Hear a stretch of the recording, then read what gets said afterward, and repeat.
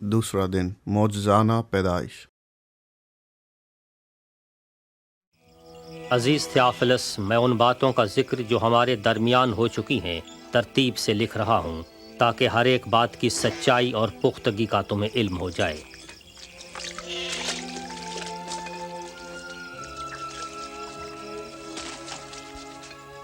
उन दिनों में जब कैसर अगस्तस रोम का हाकिम था और हेरोदिस यहूदिया का बादशाह, खुदा ने जिब्राइल फरिश्ते को नासरत के शहर की एक कुआरी के पास भेजा जिसका नाम मरियम था।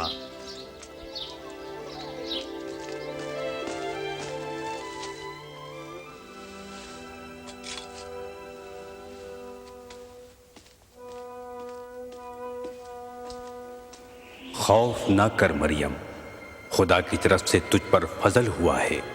देख, तू हामला होगी और बेटा जनेगी, उसका नाम यसू रखना। ये कैसे होगा? मैं तो कंवारी हूँ। रूहुल कुद्स तुझ पर नाजिल होगा और इसी सबब वो मौलूद मुक़द्दस खुदा का बेटा कहलाएगा और उसकी सल्तनत का आखिर ना होगा। और मरियम यहूदिया के शहर अपनी रिश्तेदार इलीशबा को मिलने गई। वो भी मोजिज़ाना तौर पर हामला थी।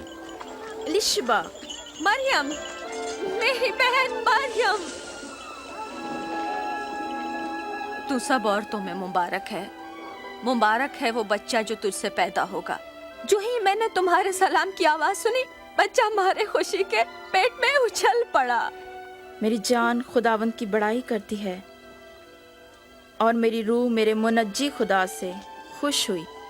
अब से लेकर हर ज़माने के लोग मुझे मुबारक कहेंगे।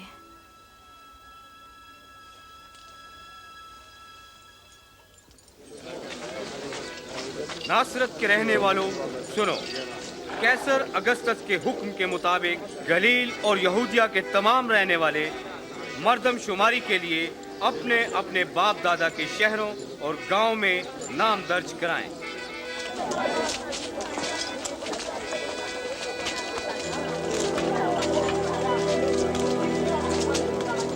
मरियम यहूदिया के बैतलहम में अपने मंगेतर यूसुफ के हमराह नाम दर्ज करवाने गई।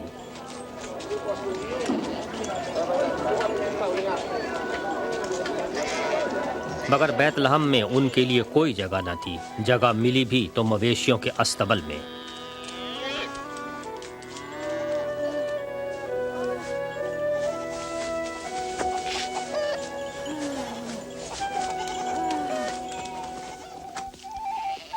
उसी मुल्क के इलाके में चंद चरवाहे रात को अपने रेवड़ की निगहबानी कर रहे थे जब एक फरिश्ता उन पर जाहिर हुआ और खुदावंद का नूर उनके चौगिर्द चमका।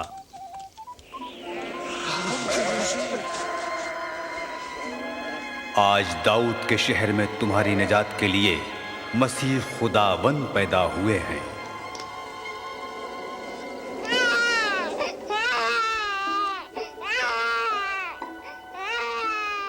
चरवाहों ने चरनी में पड़े बच्चे को देखने के लिए जल्दी की और उन्होंने मुक़द्दसा कुंवारी माँ और मुनज्जी की पैदाइश के बयान करने में पहल की।